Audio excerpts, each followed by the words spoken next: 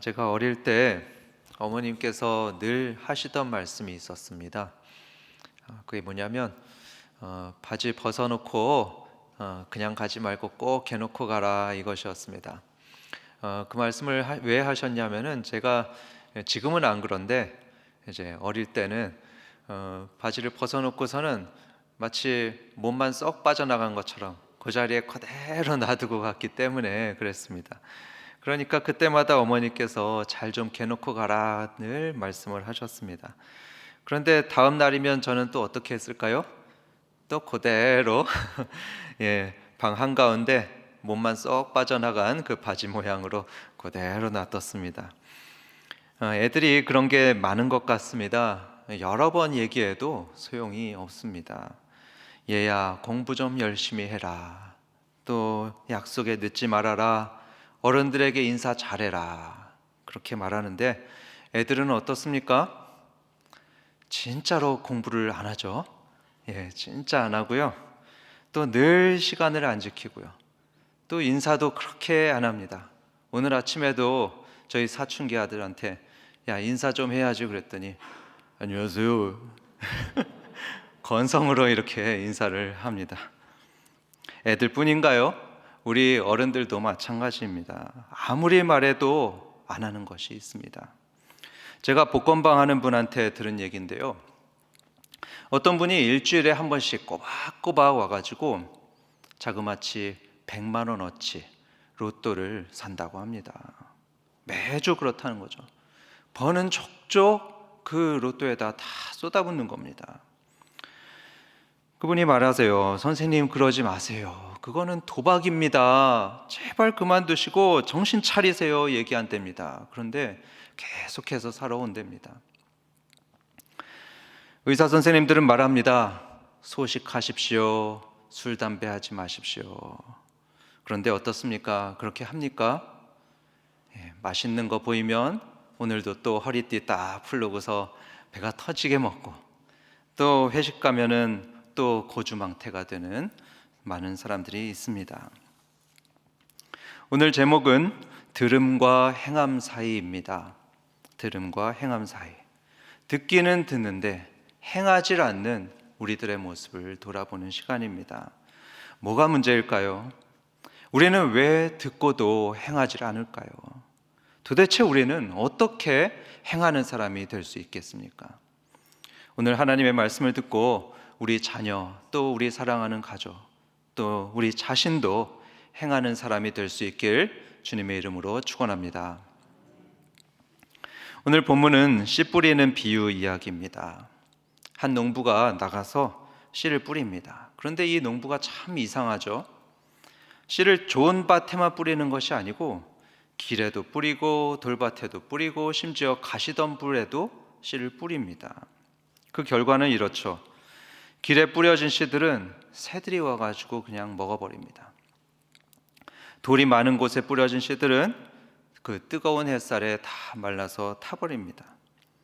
또 가시덤불에 있던 씨들은 처음에는 잘 자라는 듯 보이지만 가시덤불에 막혀서 더 이상 자라질 못합니다.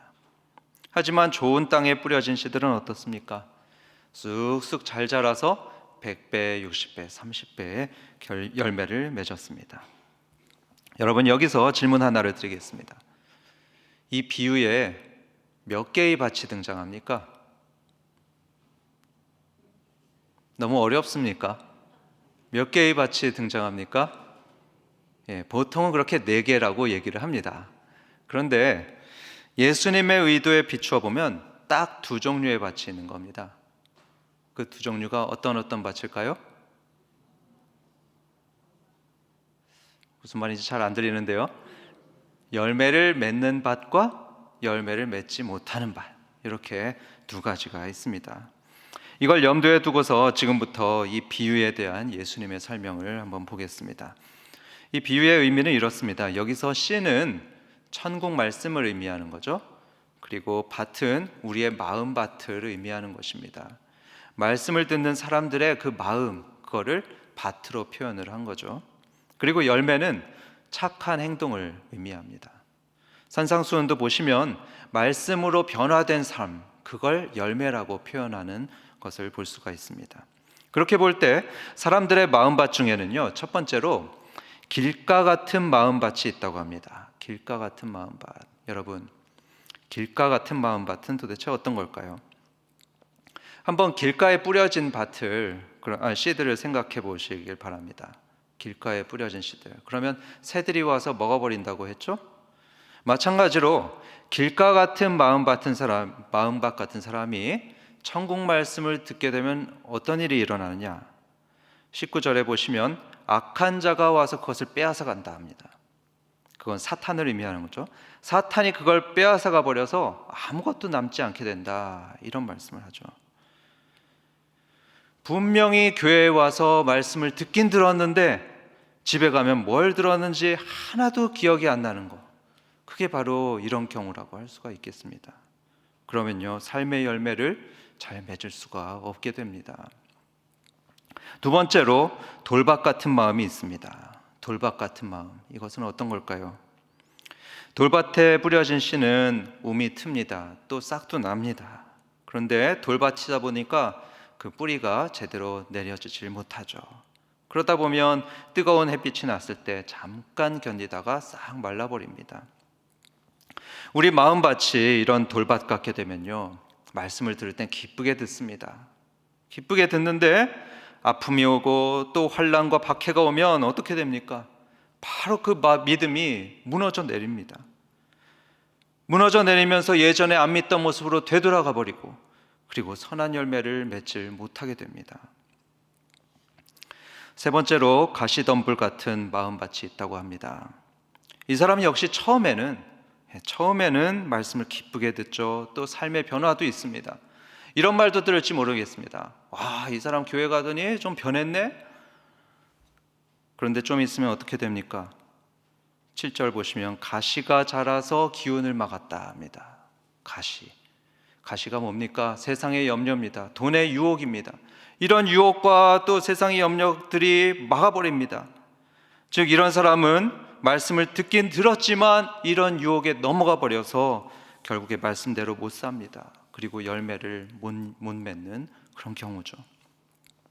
사랑하는 성도 여러분, 만약에 우리가 이런 세 가지 경우 중에 하나에 포함된다면, 그래서 열매 맺는 삶을 살지 못하고 있다면, 우리는 예수님의 경고하는 말씀에 정말로 주의해야 합니다. 예수님은 이런 준엄한 경고, 정말 무서운 경고를 하셨습니다. 마태복음 7장 19절을 보시면 아름다운 열매를 맺지 아니하는 나무마다 찍혀 불에 던져질 것이라 합니다. 마태복음 7장 21절, 다만 하늘에 계신 내 아버지의 뜻대로 행하는 자라야 들어가리라. 어딜 들어갑니까? 천국에 행하는 자라야 들어가리라. 열매 없는 것에 대한 예수님의 태도는요, 정말 섬뜩할 정도로 무섭습니다. 열매 없는 것에 대해서요. 언젠가 예수님은 열매는 맺지 못하고 잎만 무성한, 열매 하나도 없는데 잎만 무성한 무화과 나무를 보고서 뭘 하셨습니까? 저주하셨습니다. 저주하셔서 그 무화과 나무를 말라버리게 하셨습니다. 누가복음 13장에 보면 예수님께서는 3년 동안 기다렸는데 열매가 하나도 안 맺힌 무화과 나무를 보시고 찍어버려라 말씀하셨습니다. 하나님께서는 우리가 열매를 맺지 않으면요, 결코 기뻐하지 않으십니다. 그런데 마지막으로 마음밭이 좋은 사람이 있다고 합니다. 좋은 밭에 씨가 뿌려지면 그 씨는 잘 자라죠. 잘 자라서 열매를 많이 맺습니다. 마찬가지로 마음밭이 좋은 사람은요, 하나님의 말씀을 그저 듣는 데에만 그치질 않습니다. 말씀을 들은 대로 삶이 조금씩 바뀝니다. 말씀을 들은 대로 정직하게 바뀌고, 들은 말씀대로 베풀고, 또 들은 말씀대로 성실해지고, 그렇게 들은 말씀대로 실천하는 겁니다. 이 사람은 열매를 많이 맺는 사람이죠. 하나님께 큰 기쁨을 드리는 사람입니다. 얼마 전에 교회에 처음 온 새신자하고 제가 얘기를 나눴는데요, 아주 인상적이었습니다. 어떻게 교회에 오시게 됐습니까? 이렇게 물으니까요, 제 남동생이 제 남동생 때문에 교회에 왔습니다. 이럽니다. 네? 왜요? 남동생이 어땠는데요? 남동생이요, 본래 그런 애가 아니었는데요, 믿는 자매를 만나가지고 결혼도 하고, 그리고 또 울산교회에 와서 신앙생활도 하고, 그러는데 이 남동생이 너무 많이 변하는 것을 보게 됐다는 겁니다. 좋게 변한 것이죠. 말씀을 들은 대로 행하고, 그러면서 너무너무 많이 변하는데 이전의 동생 모습이 아니라는 겁니다. 그게 너무 신기해가지고 이 누나가 나도 교회에 가봐야지 이러면서 자기 발로 교회에 왔다는 겁니다. 여러분, 이 동생 같은 사람이요, 바로 열매를 잘 맺는 그런 좋은 밭인 경우인 겁니다. 여기서 우리가 주의해 볼 것이 있습니다. 여러분, 이 4개의 마음밭은요, 다른 씨를 받은 것이 아니었습니다. 다른 씨를 받은 게 아니었죠. 어떤 데는 좋은 씨를 받고 어떤 데는 나쁜 씨를 받고 그런 게 아니었고요. 전부 다 똑같은 씨를 받았고 똑같은 하나님의 말씀을 받았습니다. 그런데 왜 이렇게 결과가 다릅니까? 똑같은 말씀을 들었는데 왜 어떤 사람은 말씀대로 살아서 좋은 열매를 많이 맺었고, 또 어떤 사람은 왜 말씀을 듣고서도 열매가 전혀 없는 그런 모습을 보입니까? 오늘 제목을 들음과 행함 사이라고 제가 제목을 붙였는데요, 여러분, 이 들음과 행함 사이에는 연결고리가 있습니다. 들음과 행함 사이에는 그 사이에 연결고리가 있는데요, 그 연결고리가 뭘까요? 무엇이 이 들은 말씀을 행하도록 만들겠습니까? 그것은 깨달음입니다. 이 깨달음이 들은 것을 행하도록 만듭니다. 우리가 듣고 깨달으면 행하게 됩니다. 말이 변하게 되고요, 또 행동이 변하게 됩니다. 그런데 듣고 깨닫지 못하면 행하지 않습니다. 심지어 20년을 말씀을 듣는다고 해도 깨닫지 못하면 삶이 변하지 않습니다. 하나도 안 바뀝니다. 말씀에서 한번 확인해 보겠습니다. 19절 보십시오. 같이 읽어볼까요? 아무나 천국 말씀을 듣고 깨닫지 못할 때는 악한 자가 와서 그 마음에 뿌려진 것을 빼앗나니. 여기 보십시오. 듣긴 들었습니다. 들었는데 깨닫지 못하니까 어떻게 됩니까? 그 마음에 뿌려진 것이 뺏긴다고 합니다. 결국에는 열매가 없게 됩니다. 다른 두 밭들도 마찬가지입니다. 다들 씨를 받았습니다. 하나님의 말씀을 듣긴 들었습니다. 그런데 깨달음이 없으니까 하나도 열매를 맺지 못합니다. 그런데요, 4번째 밭은 다릅니다. 4번째 밭 함께 읽겠습니다. 23절. 좋은 땅에 뿌려졌다는 것은 말씀을 듣고 깨닫는 자니 결실하여 어떤 것은 100배, 어떤 것은 60배, 어떤 것은 30배가 되느니라 하시더라. 여기 보십시오. 말씀을 듣고 어떤 자라고 했죠? 깨닫는 자. 이 깨달은 사람이 100배의 열매를 맺습니다. 성도 여러분, 깨닫는 자가 되시기 바랍니다. 네, 많이 듣는 것도 정말 중요합니다. 중요하지만 깨달아야지 열매를 맺는 그런 삶을 살게 됩니다. 만약에 깨닫지 못하면 어떻게 될까요? 깨닫지 못하면요, 오늘 말씀에 의하면 아주 심각한 문제가 벌어지는데요, 깨닫지 못하면 열매를 맺지도 못할 뿐 아니라 사람이 아주 완고해진다고 합니다. 완고해지고 고집이 세지고 계속해서 죽는 길을 가게 됩니다. 오늘 비유 앞에 이런 말씀이 있습니다. 마태복음 13장 14절 15절 보시면, 너희가 듣기는 들어도 깨닫지 못할 것이요 보기는 보아도 알지 못하리라. 이 백성들의 마음이 완악하여져서 그 귀는 듣기에 둔하고 눈은 감았으니 하죠. 그렇습니다. 깨닫지 못하는 마음은 완악한 마음이 됩니다. 고집이 세집니다. 그렇게 마음이 완악해지고 고집이 세면요, 삶이 변하지 않습니다. 선한 열매도 기대할 수가 없습니다. 저희 어머니가요, 병원을 되게 싫어하십니다. 여기도 아마 그런 분 계실 겁니다. 저희 어머니가 지금 발이 많이 아프신데 계속해서 병원을 안 가십니다. 너무 싫어하셔서요. 맨날 아프다고 하십니다. 아유 아파 아유 아파 하시는데요. 그래가지고 제가 병원 좀 가세요 어머니 그러는데 나 안 갈 거야 이러십니다. 조금만 치료받으면 나올 수 있는데, 병원만 가면 나올 수 있는데 아무리 말씀드려도 절대로 가질 않으십니다. 고집이 진짜 세십니다. 네, 정말 세세요. 그래서 지금도 발이 낫지 않고 있습니다. 저는 아들로서 너무 답답하고 안타깝습니다. 제 아내 얘기를 죄송하게도 좀 해드리려고 하는데요. 제 아내가 아직도 깨닫지 못한 게 있는데요. 그게 뭐냐면 오래된 음식을 먹으면 아플 거라는 거, 이걸 아직도 깨닫지 못하고 있습니다. 물론 알죠. 머리로는 아는데 깨닫지 못하고 있어요. 벌써 몇 번째 아팠습니다. 며칠 지나 된장찌개 먹고 탈이 나고, 또 오래된 순두부 먹고 체하고 두통까지 나고. 그런데요, 지금도 깨닫지 못하고 있습니다. 저는 때때로 냉장고에 그 오래된 그 음식들을 보면은 제가 막 버리려고 꺼내거든요. 그런데 아내는 그걸 보면은 놔두라고 합니다. 놔두라고 하고서 뭐라고 하냐면 내가 한 번만 더 먹고 버릴게 이럽니다. 그 깨닫지 못한 마음이요, 진짜 완고합니다. 물론 알뜰한 거죠. 이 알뜰한 아내가 저는 참 고마운데, 근데 마음이 너무 답답하고 안타깝습니다. 아마 여기도 그런 분 계실 겁니다. 그런 분 계시면요, 제발 좀 오래된 거는 드시지 마시고 버리시면 좋겠습니다. 깨닫지 못해서 결국에 배 좀 아프고 또 다리도 아프고 뭐 이런 건 괜찮습니다. 그럴 수 있습니다.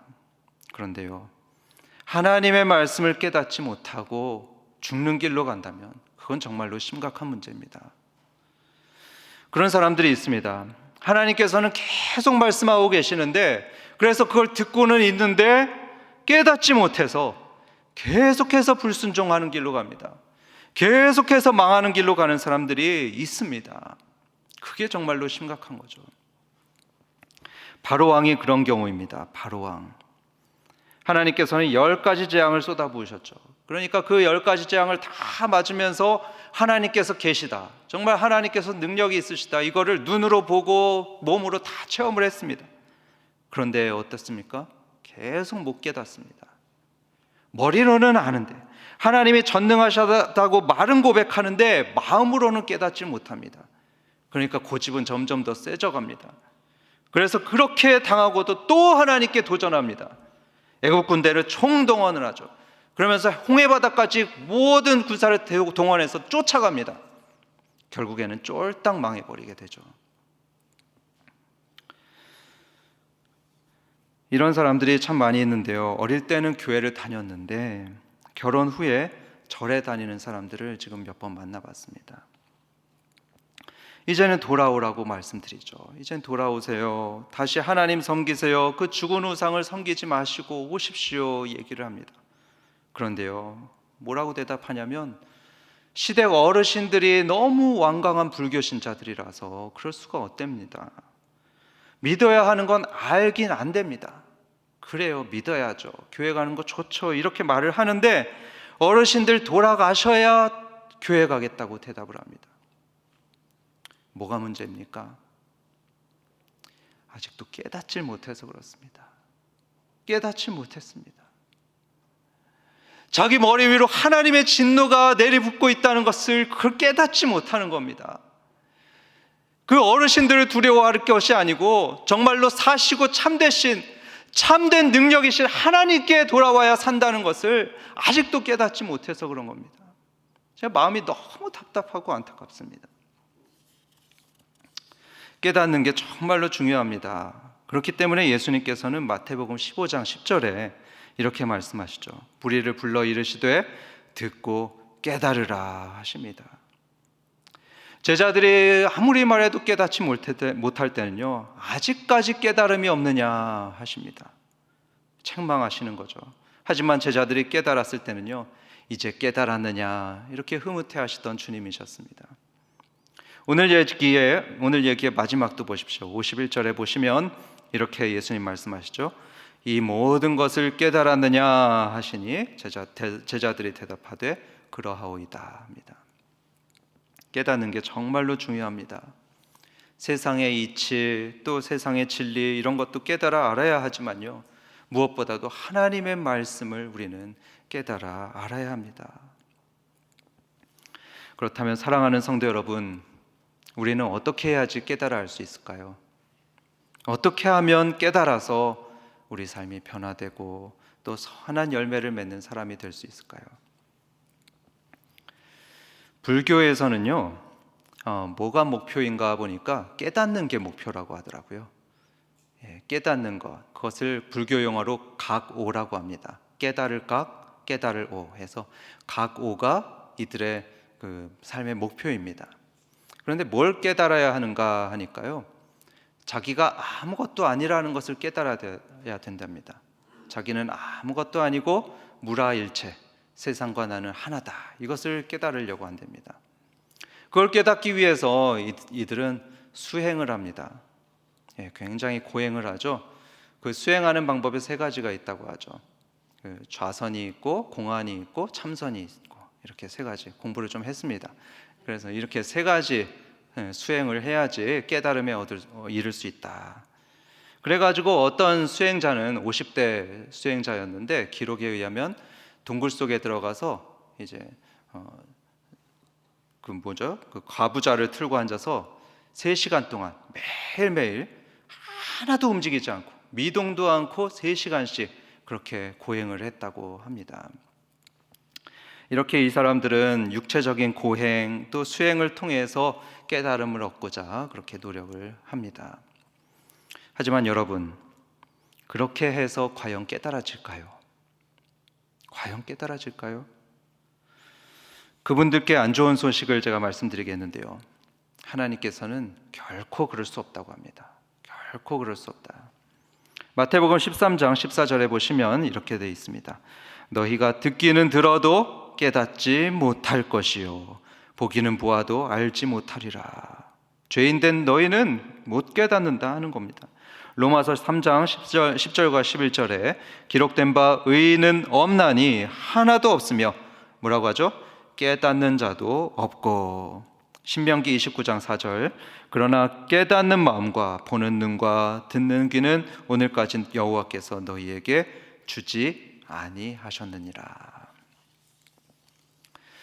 이 말씀을 보면 사람이 수행한다고 해서 깨닫는 게 아니라는 것입니다. 죄인인 사람의 머리로는, 이 죄인된 사람의 머리로는 아무리 쥐어짜도 진리를 알 수가 없습니다. 조언한다고 깨닫는 거 아니고요, 혼낸다고 깨달아지지 않습니다. 관계만 나빠질 뿐이죠. 하나님께서 도와주셔야 합니다. 하나님이 깨닫게 해주셔야지 깨닫지, 우리는 스스로 깨달을 수가 없습니다. 우리는 깨닫는데 철저하게 무능한 존재들입니다. 그럼 우리는 어떻게 해야 될까요? 우리가 이렇게 할 수 있는 게 없다면 어떻게 해야 될까요? 기도해야 되는 것입니다. 주님께 깨닫게 해달라고 기도해야 되는 것입니다. 예수님의 제자들은 부활한 예수님을 눈앞에 만나보고서도, 주님을 눈앞에 보고서도 마음에 의심이 있었습니다. 확신이 없었습니다. 마음에 두려움이 가득했었습니다. 왜 그랬을까요? 예수님에 대해 아직도 깨달음이 없었기 때문입니다. 부활에 대한 깨달음이 아직도 없었기 때문입니다. 그러니까 예수님이 어떻게 하셨을까요? 누가복음 24장 45절에 이에 그들의 마음을 열어 성경을 깨닫게 하시고, 예수님이 이렇게 하셨습니다. 예수님이 제자들의 마음을 열어주셨고요, 예수님께서 성경을 깨닫게 하셨습니다. 그러니까 제자들은 모든 의심 걱정이 다 사라져버리게 되었죠. 그리고 완전히 변화된 삶을 살아가게 된 것입니다. 그렇기 때문에 우리는 하나님께 기도해야 되는 겁니다. 주님, 긍휼을 베풀어 주십시오. 긍휼을 베풀어 주셔서 깨닫게 하여 주십시오. 기도해야 되는 겁니다. 시편 기자도 이렇게 기도를 했습니다. 시편 119편 34절에 나로 하여금 깨닫게 하여 주소서. 시편 기자의 기도입니다. 깨닫게 하여 주옵소서. 찬송가 263장에 이런 가사가 있습니다. 주님의 권능은 한없이 크오니, 주님의 권능은 한없이 크오니 돌 같은 내 마음 곧 녹여주소서. 이 가사처럼 우리 마음은 돌밭입니다. 우리 마음 속에는 아직도 모난 돌들이 많이 있습니다. 특히 믿지 않는 사람들의 마음은요, 얼마나 딱딱한지 모릅니다. 말씀이 제대로 자랄 수 없는 돌짝밭들입니다. 하지만 주님의 권능은 어떻다고 했죠? 어떻다고 했습니까? 한없이 크오니, 한없이 크오니 이렇게 말합니다. 그렇기 때문에 우리는 기도해야 되는 것입니다. 주님의 그 크신 권능으로 우리들의 마음을 녹여주시옵소서. 주님, 저희 단단한 마음, 돌 같은 내 마음도 녹여주시고 돌 같은 그 사람 마음도 녹여주셔서 부드럽게 만들어 주시옵소서. 이렇게 기도해야 되는 것입니다. 오늘 기도하실 때 말씀을 전하는 우리 사역자들을 위해서도 기도해 주시면 좋겠습니다. 하나님께서는요, 우리 성도님들을 깨닫게 하시기 위해서 저같이 이런 부족한 목사들을 사용하십니다. 그렇기 때문에 우리 성도 여러분들은요, 저희 목사들을 위해서 꼭 좀 기도해 주시면 좋겠습니다. 아멘이십니까? 네, 감사합니다. 뭐라고 기도하시겠습니까? 오전하고 똑같은 대답이 나오네요. 예, 그것도 감사하고요. 어떤 분은 저를 위해서 이렇게 기도한다고 하시더라고요. 하나님, 김대중 목사 아들이 이번에 입시를 치르는데 잘할 수 있게 도와주시옵소서. 예, 너무 감사해요. 저는 정말로 감사한 마음이 드는데, 하지만 제가 진짜로 바라는 기도가 있습니다. 예, 진짜로 바라는 게 있는데요. 찬송가 205장을 보시면 이따가 이제 같이 부를 텐데요. 거기 2절에 이런 가사가 있습니다. 내 기억 부족하여 늘 잊기 쉬우니, 내 기억이 부족해서 늘 잊기 쉬우니 잘 알아듣기 쉽게, 그 다음에 뭐랬죠? 늘 말해 주시오. 네, 그러죠. 여러분, 이 가사처럼요, 하나님, 제가 자꾸 까먹고 참 이해가 되질 않습니다. 그러니까 김 목사가 설교할 때 잘 알아듣기 쉽게 이해하는 설교할 수 있게 도와주세요. 저는 여러분이 이런 기도를 해주시면 좋겠습니다. 네, 정말 그러면 좋겠습니다. 사도 바울도요, 어린 신자들에게는 단단한 말씀을 먹이지 않았답니다. 단단한 말씀을 먹이지 않고 젖같이 부드러운 말씀을 먹였다고 합니다. 그렇기 때문에 성도 여러분, 저희 말씀의 사역자들이 소화가 잘 되는 말씀, 또 이해가 잘 되게 하는 말씀을 잘 전할 수 있도록 기도해 주시기 바랍니다. 오늘 제목은 들음과 행함 사이입니다. 듣는 것과 행하는 것 사이에는 깨달음이 있다는 것을 들었습니다. 듣기는 많이 들어도 깨달음이 없다면 행하는 게 나오질 않습니다. 마치 음식 먹는 것과 같습니다. 여러분, 아무리 좋은 음식을 많이 먹어도요, 소화가 되지 않으면 어떻게 됩니까? 다 뒤로 나와서 몸에 하나도 유익이 안 되질 않습니까? 마찬가지로 아무리 많이 들어도 깨닫지 못하면 우리들의 영, 우리들의 인격과 우리들의 삶에 아무런 유익이 되지 못합니다. 그래서 우리는 깨닫게 해달라고 성령님께 기도해야 되는 것입니다. 특히 내년 2023년에는 우리 성도님들 모두 말씀을 더 많이 깨달으시고, 그래서 믿음도 자라고 영성도 더 자라서 풍성한 열매 맺으시기를 주님의 이름으로 축원합니다.